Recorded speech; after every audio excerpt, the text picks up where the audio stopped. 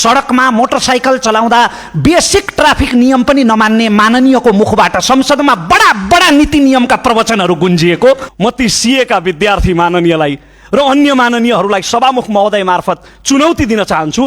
कुनै rocket science चाहिँदैन, यही रोस्टममा उभिएर अङ्कको चार्ट देखाएर पुष्टि गर्नुहोस् त कहाँनिर राज्यलाई घाटा भयो। भन्सारको दर त त्यति बेला बढी थियो, अहिले घटेको छ त ती गाडीहरूमा, कहाँनिर व्यापारीलाई नाफा भयो। यो संसदको रोस्टममा उभिएर पुष्टि गर्नुहोस्, म हार स्वीकार्न तयार छु। जुन पार्टीका मेरै नामका गृहमन्त्री हुँदा यो देशमा जेनजी बालबालिकाहरूको नरसंहार भएको थियो, त्यही पार्टीले तिनै जेनजी शहीदको सम्झनामा संसदमा पार्टीगत मौन धारण गरेको। गिरिबन्धु काण्डको नाम लिन डराएर टी स्टेटको छानबिन गरे हुन्छ भनेर सदाचारको अभिनय गरेको जनताले निहालिरहेकै छन्।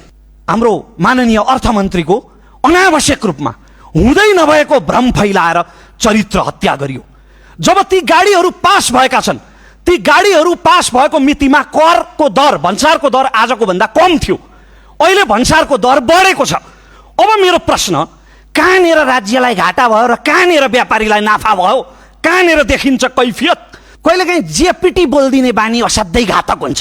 पूर्वेली भाषामा भन्दा जे पनि भनिदिने। अस्ति एकजना माननीयले हाम्रो नीति कार्यक्रम त 81 सालकोसँग हुबहु मिल्छ भनिदिनु भयो। अनि के मिल्छ भनेको पत्रकारले कलर पनि मिल्छ कभर पनि मिल्छ भनिदिनु भयो।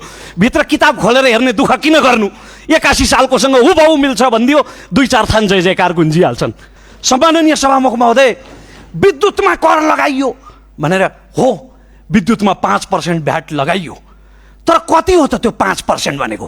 50 युनिट भन्दा माथिको बिजुलीमा 5% भ्याट लगाइएको छ। 50 युनिट भन्दा माथि प्रचलित मूल्य अहिलेको प्रति युनिट 9 रुपियाँ 50 पैसा पर्छ। त्यो 9 रुपियाँ 50 पैसाको 5% भनेको त 45 पैसा हो त सभामुख महोदय प्रति युनिट। प्रति युनिट 45 पैसा भनेको मैले यदि 100 युनिट बिजुली खपत गरेँ भने मलाई पर्ने करको भार भनेको महिनाको 22.5 रुपियाँ हो। साँच्चै अन्याय भएको हो त मलाई। के का ठुल्ठुला कुरा मात्रै गरेर हुन्छ यहाँ विद्युतीकरणको युगमा प्रवेश गर्ने भनेर प्रधानमन्त्रीको शब्द म सापट लिन चाहन्छु। अनि सब स्टेसन र ट्रान्सफर्मर रुखमा फल्छ, त्यसका लागि स्रोत चाहिँदैन, त्यसका लागि विद्युतमा यसपटक म ऋण खान्छु तर तिर्दिनँ भन्ने त उही मेरा काकाको तर्क जस्तो भयो त। ऋणको रिसेड्युलिङ हुन सक्छ, ऋणको भाका सारिन सक्छ, तर ऋण खाएपछि एक दिन तिर्नुपर्छ त नि। त्यति बेलासम्म म अग्रज माननीयहरूलाई निशुल्क ज्योतिषी नबन्न आग्रह गर्छु। यो सरकारले किसान देखेन कि प्रतिपक्षले राम्ररी बजेट पढेन? सभामुख महोदय, निधाएकोलाई बिउजाउन सकिन्छ, तर निधाएको अभिनय गर्नेलाई बिउजाउन त त्यो असम्भव हुन्छ सभामुख महोदय।